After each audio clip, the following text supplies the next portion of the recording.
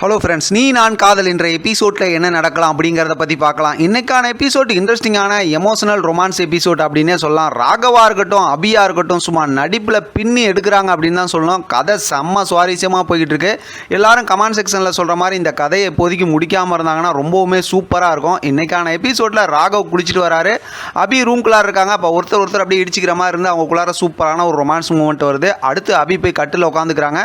ராகவ் பக்கத்தில் வந்து உட்காராரு. ரெண்டு பேத்துக்குள்ளார ரொமான்ஸ் அப்படியே பேசுகிறாங்க பாருங்க. இன்றைக்கான எபிசோடை நீங்கள் டிவியில் பார்த்துட்டு செம்மையாக என்ஜாய் பண்ணிட்டு நீங்கள் என்ன ஃபீல் பண்ணீங்கிறத மறக்காமல் கமெண்ட் செக்ஷனில் சொல்லுங்கள். ஏன்னா நம்ம சாக்லேட் பாய் ராகவ் இன்றைக்கி அபிகிட்ட செம்மையாக ரொமான்ஸ் பண்ணுறாருங்க. அபியும் பார்த்தோம் அப்படின்னா என்ன பண்ணுறதுன்னு தெரியாமல் அப்படியே காதலில் திக்குமுக்காடி போயிடுறாங்க.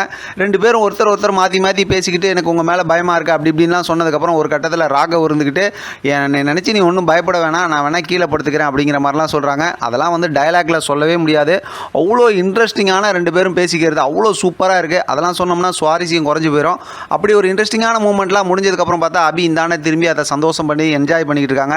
இங்கே பார்த்தா ஆகாஷ் கேம் விளையாண்டுக்கிட்டு இருக்காங்க. அனு ரொம்ப சந்தோஷமாக வராங்க. இப்போ ஆகாஷ் கூட அனு வந்து சூப்பராக ரொமான்ஸ் பண்ணுறாங்க. அது ஒரு இன்ட்ரெஸ்டிங்கான ஒரு மூமெண்ட்டாக இருக்குது. ஏன் அப்படின்னாக்கா அபிகிட்ட பேசிட்டு வந்தாங்களா அந்த விஷயத்தெல்லாம் சொல்கிறாங்க.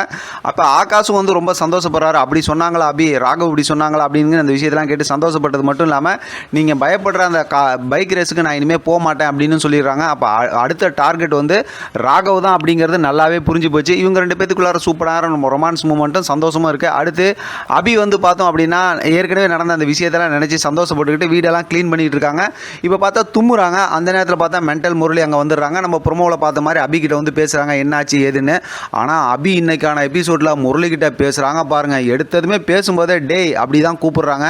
முரளியை சும்மா அப்படியே கதற விட்றாங்க அப்படின்னு தான் சொல்லணும். அதுக்கப்புறம் பார்த்தோம் அப்படின்னா அவங்க அம்மா சமாதிக்கிட்ட போய் அவர் மன்னிப்பு கேட்டதும் அவர் காதல் சொன்னதும் அதுக்கப்புறம் ராகவோட தோளில் சாஞ்சிக்கிட்டு இருக்கும்போது மழை பெஞ்சதும் இந்த விஷயத்தெல்லாம் வரிசையாக ஒன் பை ஒன்னாக எல்லாத்தையும் சொல்கிறாங்க. முரளியால் வந்து பொறுத்துக்கவே முடியல. அதுக்கப்புறம் முரளியை லெஃப்ட் அண்ட் ரைட் வாங்கி விட்டுறாங்க. அபி பேசுனதில் முரளி வந்து இன்றைக்கி அப்படியே கதறிட்டாங்க அப்படின்னு தான் சொல்லலாம். எப்பயுமே முரளி ஒரு மாதிரி மூஞ்சிருங்கல்ல, அந்த மாதிரிலாம் இன்றைக்கெலாம் இல்லை. அப்படியே சும்மா பாவமாக போயிடுச்சு. அந்த மாதிரி அப்படியே கதற விட்டுட்டாங்க. அதுக்கப்புறம் சீக்கிரமாகவே வந்து அதாவது வந்து ராகவ கூட வந்து சேர்ந்து வாழுவேன் அப்படிங்கிறத இன்டைரக்டாக சொல்லிட்டு போயிட்டாங்க. முரளியால் அந்த வார்த்தைலாம் கேட்டுக்கிட்டு ஒன்றுமே செய்ய முடியல. கடைசியில் பார்த்தோம்னா இதை சந்தோஷமாக சொல்லிவிட்டு அபி அங்கேருந்து கிளம்பி போகிறாங்களா. உடனே முரளி வந்து யோசிக்கிறாங்க என்ன பண்ணுறது என்ன பண்ணணும் அப்படிங்கிற மாதிரி.